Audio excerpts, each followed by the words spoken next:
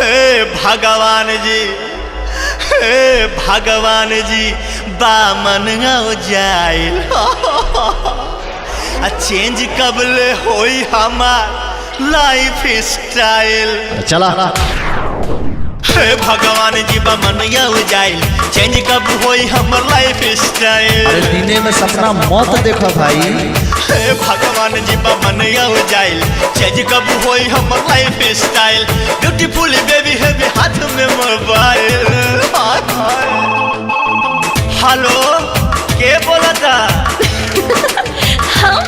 हम तो बबली हम तो बबली बोला तानी कहब बड़ा खोजतानी। हम तो बबली बोला तानी कहब बड़ा खोजतानी।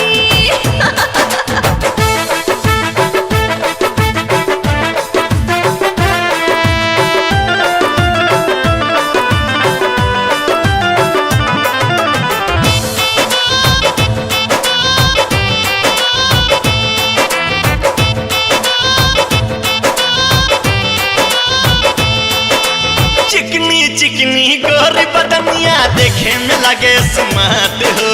गबरू जवान के बात छोड़ा बुढ़ो के धर के हाथ हो।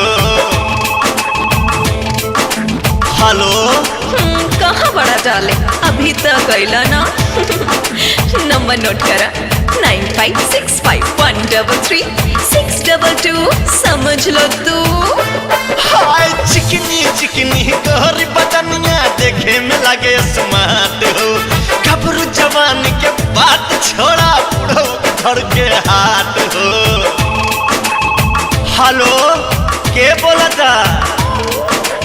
हम तो बबली हम तो बबली बोला तानी कहब बड़ा खोजतानी। हम तो बबली बोला तानी कहब बड़ा खोजतानी।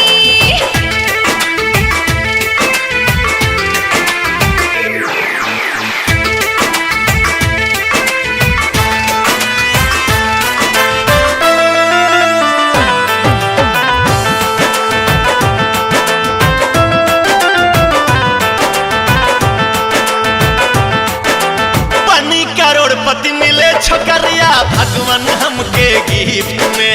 कमर पे हाथ लगा के वकरा आई जाई लेफ्ट में। हेलो अरे अब का भइल डार्लिंग? कब तक वेट कराई राजा? जवानी के डेट ता एक्सपायर होके वाला बा। बनी करोड़पति मिले छोकरिया भगवान हमके गिफ्ट में। कमर पे हाथ लगा के वगरा आई जाई लेफ्ट में। हेलो के बोला था?